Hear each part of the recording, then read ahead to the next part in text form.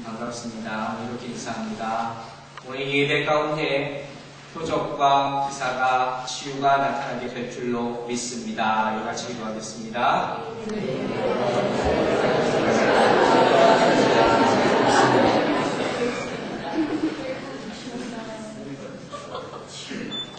길어서 중간에 쉬어가지고 여러분, 초대교회에서 계속 보고 있어요. 초대교회의 가장 큰 특징이라 하면 뭐가 될 수 있겠습니까?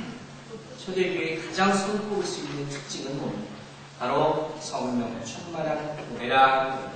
그 이유는 성령, 오순절 성령 강림으로 말미암아서 초대교회가 세워졌기 때문에.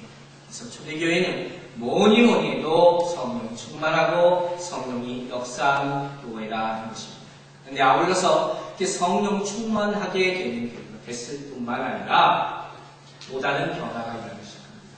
그것이 무엇입니까? 바로 우리의 초대교회 교인들의 이웃을 보는 시각이 바뀌게 된 것입니다. 즉 이웃의 필요에 대해서 느끼게 된 것이 바로 초대교회의 특징 중에 하나입니다. 자, 어떻게 해서 이런 일이 생겼습니까? 바로 성령은 하나님의 영이기 때문에 믿으시기 바랍니다. 하나님의 영이 내 안에 임하자 그 영, 하나님의 영, 그 사랑의 영의 능력이 나타나기 시작합니다. 그래서 그 순간부터 내 이웃과 내 사회와 나를 봤을 때 이전의 시각과는 다른 시각, 사랑을 품고 사랑을 베풀고자 하는 그런 마음으로 바뀌게 되는 것입니다. 그리고 그와 같은 결과로 어떤 삶이 나타나게 됩니까? 우리가 잘 아는 바와 같이 유무상, 즉 나의 것을 내 것으로 여기지 않는 그런 놀라운 삶의 변화가 나타나게 되는 것입니다.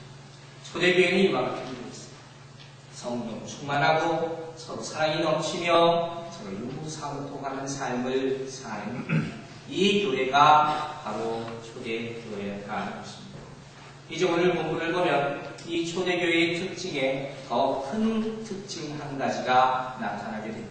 그것이 무엇입니까? 바로 초대교회는 표적이 나타나는 교회라는 것입니다. 여러분, 초대교회는 표적과 기사, 즉 사인스 앤 원더스가 있습니다.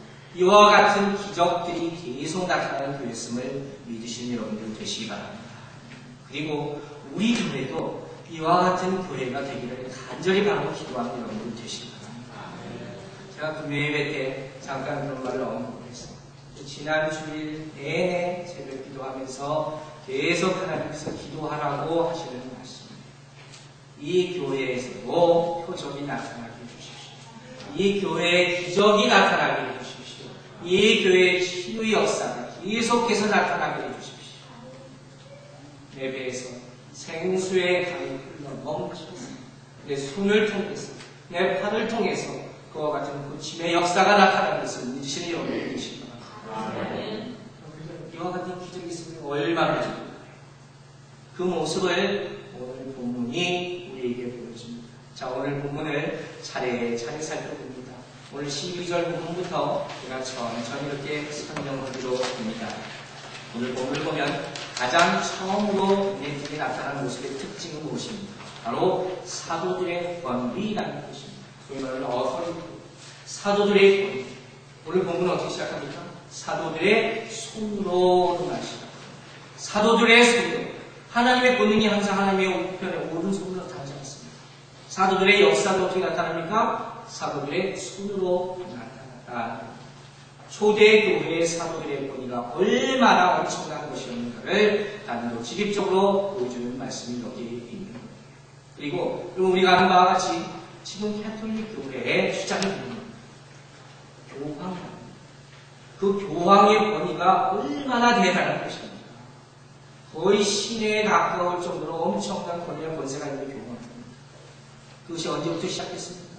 바로 오늘 본문에 나오는 이 모습부터 시작했다 해도 우리가 과언이 아니다. 그 정도로 막강한 파워를 가지고 있다는 것입니다. 그리고 초대교회, 특히 사도시대, 그 이후 속사도시대라고 얘기합니다. 또 그 이후 교부시대라고 얘기합니다. 이 시대를 통해서 사도들, 하나님의 제자들, 주의 종들의 능력은 정말 누구도 범접할 수 없을 만한 그런 엄청난 것입니다. 그런데 문제는 사도들이 이러한 권위와 권세를 가지고 있었다는 것, 이것만 중요한 것이 아니라 이 권위와 이 권세가 과연 어디로부터 온 것이냐 하는 것이 이게 더 중요하다는 겁니다. 그런 생각해 봅시다. 예수님의 제자들, 그들이 어떻게 해서 제자가 됐습니까? 자기 스스로 나를 제자 삼아주세요 했습니까? 그렇지 않아요. 예수님께서 그들 한 사람 한 사람에게 직접 가셔서 그들을 택하시고 그의 이름을 부르신 거예요. 즉 사도들의 권세나 힘도 자기 스스로 얻어진 것이 아니라 어디로부터 온 것입니까?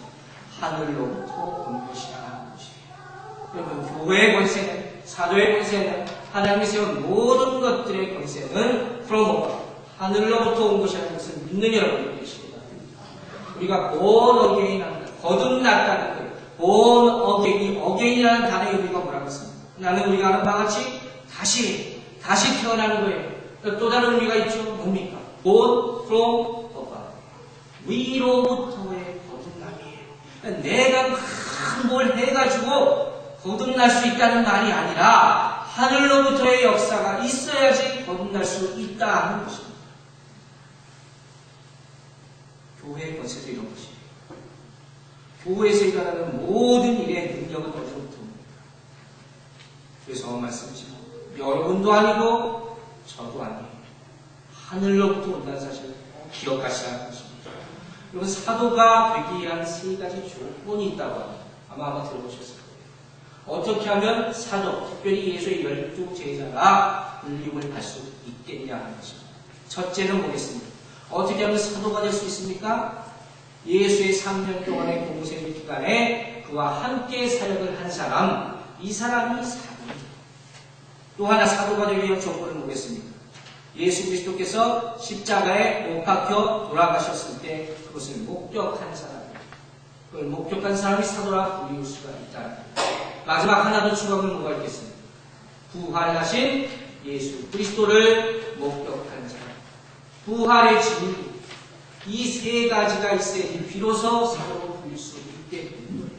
그래서 우리가 아는 바와 같이 나중에 가면 이런 사람은 사도 바울도 자꾸 자기 자신의 사도직에 대해서 다른 소리를 듣잖아요. 왜? 사도 바울의 그 삶만 놓고 보면 이 세 가지 조건에 충분하지 못하다는 말이에요.